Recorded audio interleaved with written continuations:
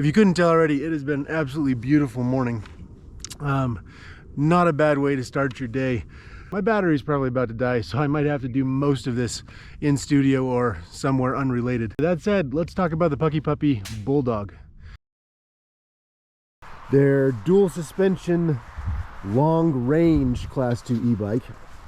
This is the improved model, came out this year. And Puckipuppy sent this to me and asked me for my thoughts.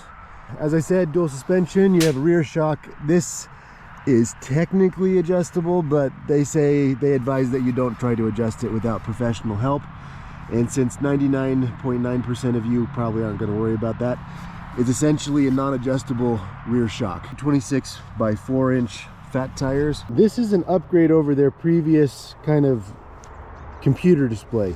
This is actually detachable, which is a big deal because on some of the older models, not just on Puckipuppies, but a lot of older models, dust and dirt would get underneath this screen when you're traveling long distances on the road, and it was really hard to get out. So this is detachable, and that is a good thing. We like that. Also have Logan hydraulic disc brakes, and then just basic controls, power, pedal assist up, pedal assist down. This one doubles as turning on your light. This one doubles as a walk assist, and then of course some of your signal lights. So anyways, handlebars, I've had these before in a couple other bikes. They're fine. This particular model came with both the rear view mirrors as well as the phone mount. Now I don't know how you guys feel about those. Phone mount, most of the time I'm not worried about it on my phone when I'm riding, but maybe that's not going to be the case for a lot of you. The side view mirrors, got some mixed feelings about those. They really add to the overall width of this bike. So if you're going to do any single track riding, I would take those off. However, if you are on a wide bike path or on the road, very, very useful. So that is definitely going to be up to your riding style. And we have a standard headlight.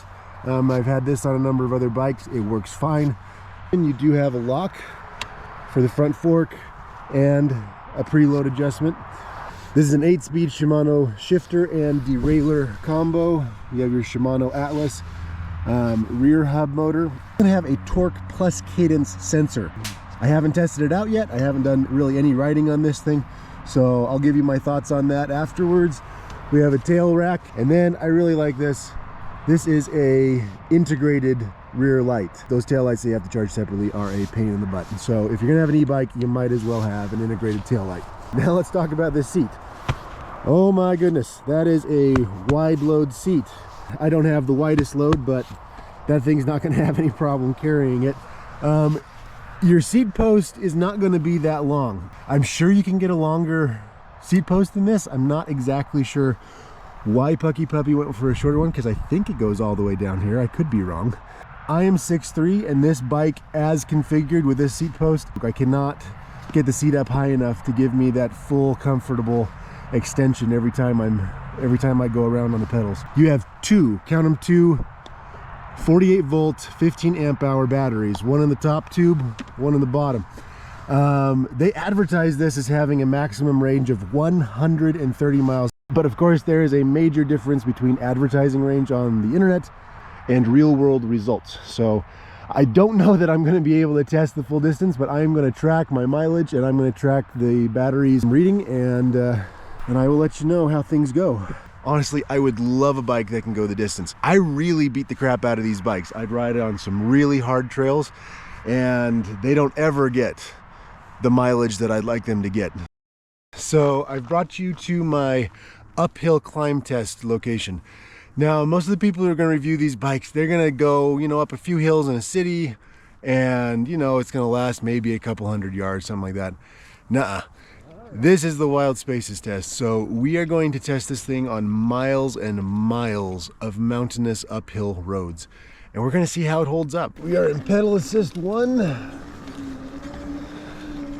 going uphill, and yeah, it's a little bit of a slog. The other thing is that, again, I don't have that full extension on my legs because I'm just too tall for the default seat post. 8 miles an hour. Let's see if we can do better than that. Pedal assist 2. Yeah.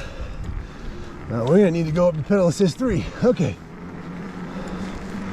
All right, that's a little bit more like it. Okay, pedal assist 3. Yeah, you know, 10 miles an hour, that's not too bad. I'm not trying too hard. Pedal assist 4. So the other thing is that you're riding a bike that weighs more than 90 pounds. I mean, even for an e-bike, because you've got that second battery, there's a lot of weight underneath you. So this is going to be as much of a test of how Puckipuppy has balanced that weight to power ratio. This is a decently steep hill. The pedal assist 4 is definitely a better match.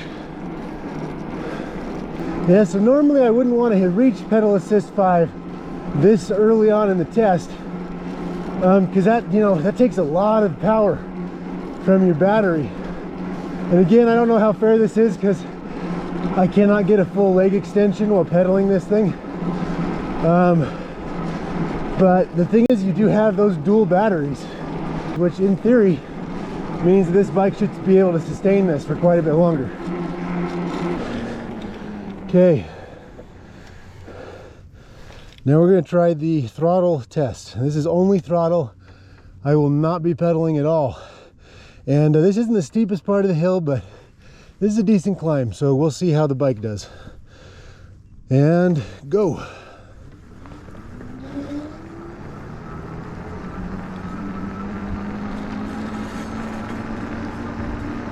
Okay, up to 10. Just shy of 11, there we go.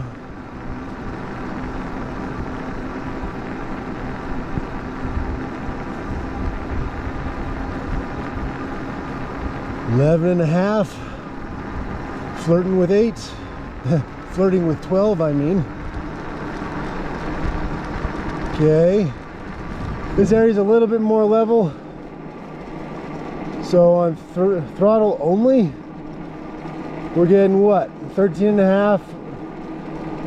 Oh, almost 14. 14.5.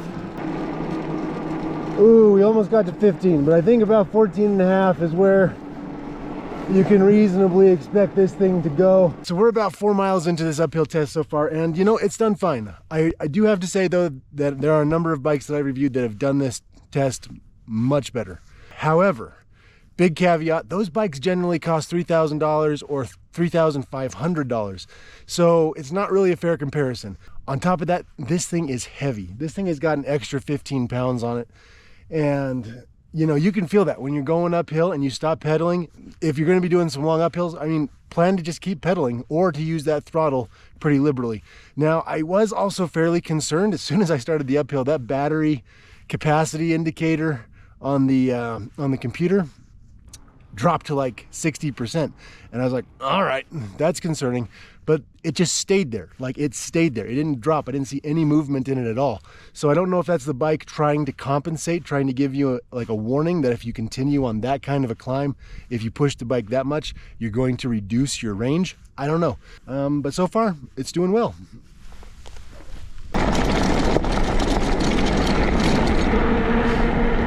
Okay, we're at 24 miles an hour. Let's try those brakes. Oh yeah. Very responsive. So responsive, in fact, that I definitely left a bit of rubber back there. You're riding a 90+ pound bike, so that is a lot of inertia and momentum when you are heading downhill. So it is not surprising at all that I skidded out a little bit there. Other than that, the brakes worked fine. I stopped. That was probably about as rough a braking test as these bikes ever see. You just have to know what you're getting into. The nature of the beast. Okay, well, it's been a beautiful morning for riding. Done about 15 miles so far. That's mixed terrain riding, that's roads, that's mountainous climbs over miles, that's dirt paths, that's OHV trails.